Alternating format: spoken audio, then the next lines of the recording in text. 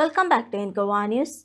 Chief Minister Dr. Pramod Sawant inaugurated the 5-day Goa Book Festival 2026 at the DB Bandorkar Ground, Kampal, Panjim, bringing together books, ideas, and culture under one roof.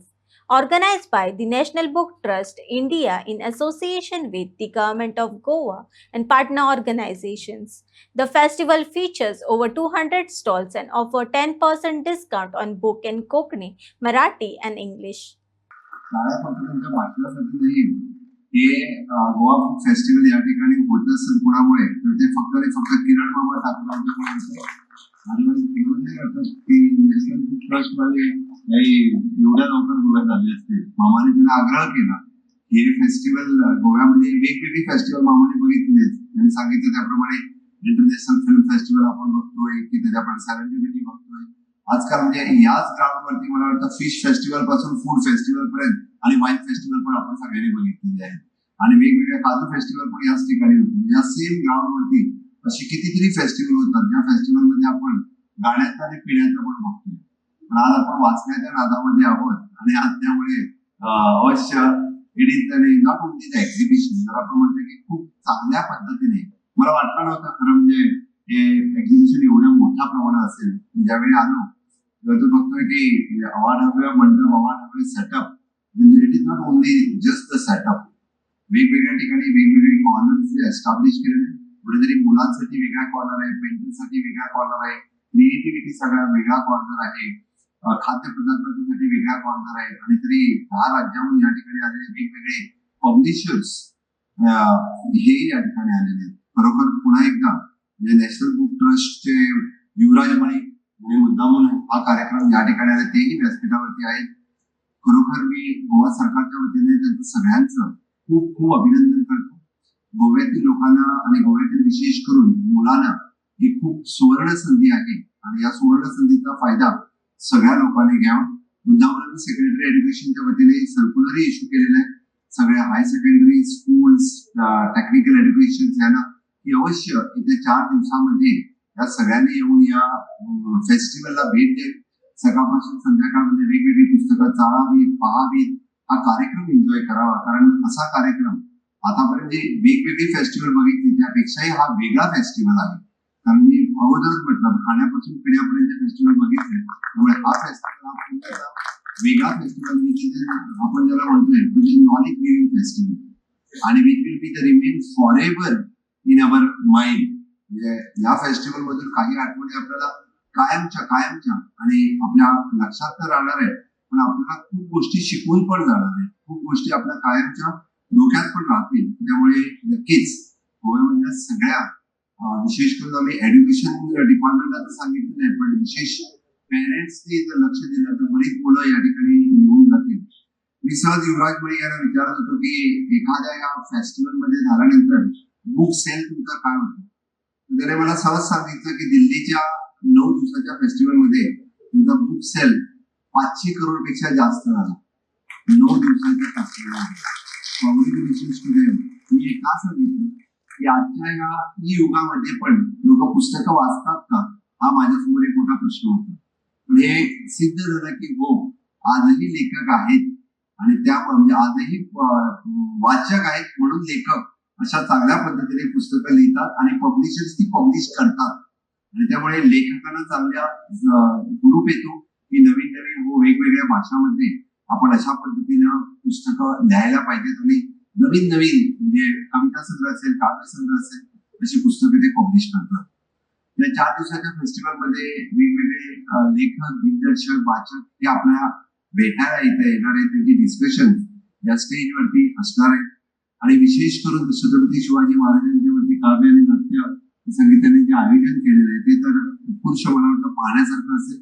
त्यामुळे इतर परिसरातल्या लोकांना this will be one of the best opportunity असं मी म्हणेन.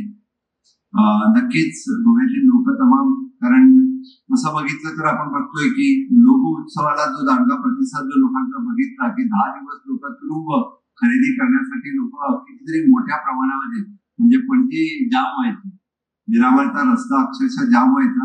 त्याच पद्धतीने पुढचे 4 दिवस यावेळी पुस्तकं खरेदी करण्यासाठी लोक येतील याची मला खात्री आहे. गोवेकर कसे आपण सुशेगात शब्दाचा पण चांगला अर्थ सांगितला. लोक सुशेगात वेगळ्या अर्थाने घेत होते, पण तुम्ही खूप चांगला अर्थ मराठे साहेबांनी त्याचा सांगितलं की गोव्यातील लोक तसे तृप्त आहेत आपण म्हणतो, आणि जे आर कल्चर ओरिएंटेड लोकांना साहित्य त्याच्यामध्ये आवड आहे. आजही गोव्याचं संगीत नाटक हे महाराष्ट्राच्या नाटकाच्या बरोबरीने कधी कधी आम्ही पहिले येतो, महाराष्ट्र नंतर येतो. ही आमच्यासाठी अभिमानाची गोष्ट आहे, कारण अखिल भारतीय संगीत नाटकाच्या स्पर्धेत गोव्यातील संगीत नाटक पहिलं येणं हे आमच्यासाठी तेवढंच महत्वाचं.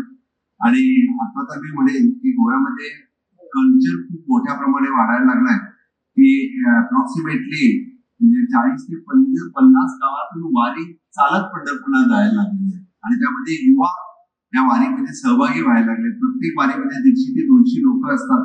50 गावातून वारी या ठिकाणी पंढरपूरला जातात, आणि या काळामध्ये हे पाहण्यासारखं आहे. त्यामुळे मी म्हणतोय की लोक कल्चर विसरलेले नाहीयेत, अजूनही कल्चर खूप मोठ्या प्रमाणामध्ये म्हणजे मुलं आत्मसात करायला लागले. आपण फक्त त्याला एखादं समजावून सांगणं किंवा त्यांना त्या बाजूने आणणं हे खूप गरजेचं होतं.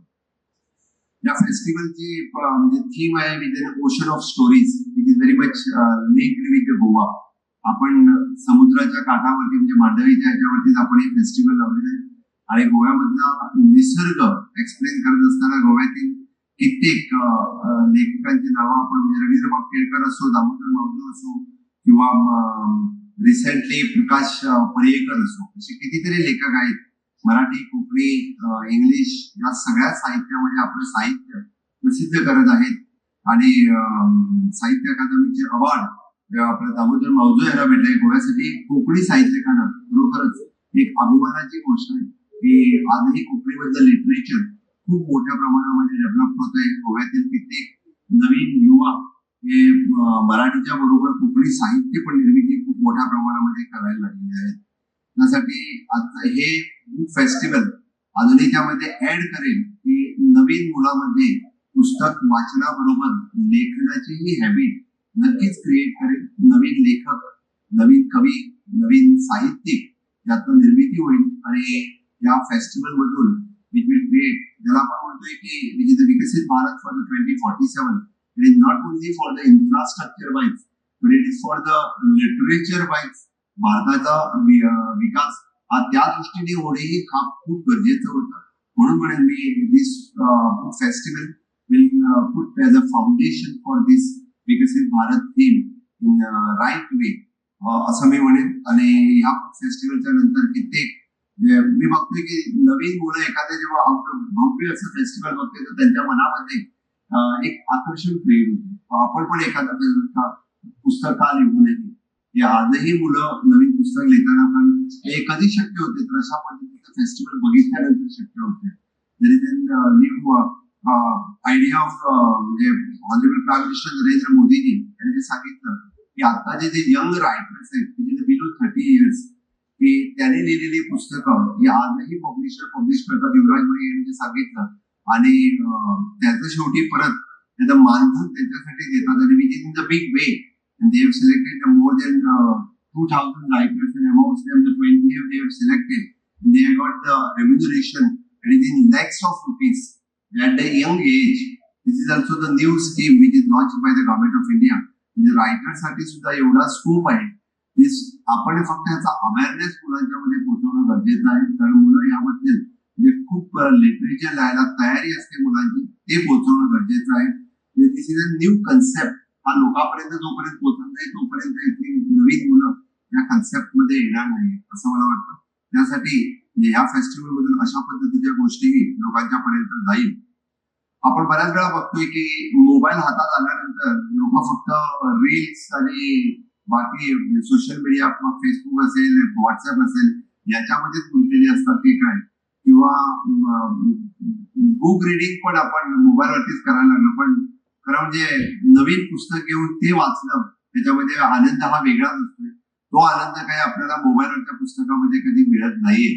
त्यामुळे तो नवीन पुस्तकामधूनच मिळतोय. त्या पुस्तकाचा वाचण्याचा एक आनंद आणि बाकी एक सुगंध जो असतोय तो वेगळाच असतोय. त्यासाठी आज मी आवाहन करेन की नवीन पिढीसाठी मोबाईलवरती पुस्तक वाचण्यापेक्षा ते नवीन पुस्तक घेऊन वाचणं हे फार महत्वाचं आहे. नक्कीच आज ह्या म्हणजे फेस्टिवलच्या नंतर बरेच जण पुस्तकं खरेदी करतील असं मला वाटतं. अलॉंग विथ दिस आपण 150 वर्ष वंदे मातरमसाठी कम्प्लीट होतात. सरदार वल्लभभाई पटेल त्यांचं पण एक्झिबिशन आपण या ठिकाणी लावलं, त्याचाही खूप मोठ्या प्रमाणामध्ये अवेअरनेस या ठिकाणी होईल असं मला वाटतं आणि त्याचाही फायदा सगळेजण घेतील नक्कीच मी खात्री बाळगतो. आणि मी फक्त एवढंच सांगेन की आपण ज्याला म्हणतो की education is the foundation of the strong society.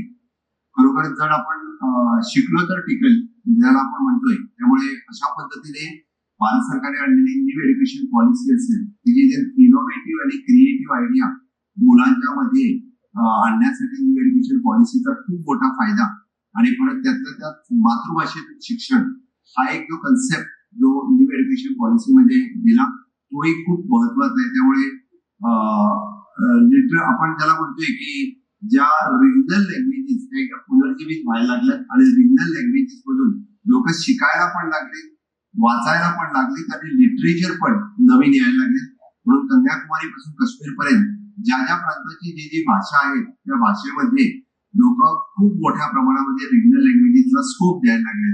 मग पूर्णतः प्रोफेशनल एज्युकेशन सुद्धा रिजनल लँग्वेजेस मध्ये येणं हे खूप गरजेचं होतं. त्या निमित्ताने का असे ना म्हणजे खूप मोठ्या प्रमाणामध्ये रिजनल लँग्वेज लोकांपर्यंत अजूनही खूप मोठ्या प्रमाणामध्ये डेव्हलप व्हायला लागलेले आहेत. नक्कीच हे गोवा बुक फेस्टिवल 2026 हा एक स्तुत्य उपक्रम आपण या ठिकाणी national book trust of India याने आयोजित केला. गोवा सरकारच्या वतीने आणि गोव्याच्या लोकांच्या वतीने मी आपलं सर्वांचं खूप खूप अभिनंदन करतो. आणि नक्कीच गोव्यातील लोक सगळ्या फेस्टिवलला प्रतिसाद तर देतात पण या फेस्टिवलला अजूनही मोठ्या प्रमाणात प्रतिसाद देतील याची मला खात्री आहे. आणि पूर्णतः 4 दिवसाचा फेस्टिवल फक्त गोवेकरच नाही तर मला वाटतं या बाजूने असलेले दोन्ही डिस्ट्रिक्ट म्हणजे कर्नाटक आणि महाराष्ट्रातले बाकीचे लोक पण या फेस्टिवलला येतील. कारण त्यांना जवळपास म्हणजे या जवळपास त्यांच्या जिल्ह्यामध्ये असं फेस्टिवल कधी होणार नाहीये. त्यामुळे मी सगळ्यांना आवाहन करेन की या फेस्टिवलसाठी अवश्य गोव्यामध्ये असलेले टुरिस्टही हे फेस्टिवल पाहायला या ठिकाणी येईल आणि एन्जॉय दिस फेस्टिवल. बुक घेतील, वाचतील, आपले असणारे प्रत्येक कार्यक्रम हे एन्जॉय करतील. आपणास पुरेसे परत एकदा मी गोवा बुक फेस्टिवल 2026 हा सक्सेसफुल फेस्टिवल गोव्यातला होईल आणि दरवर्षी तुम्ही हा फेस्टिवल या ठिकाणी आयोजित केला तरी सरकारच्या वतीने आपल्याला सहकार्य असेल याची मी खात्री देतो.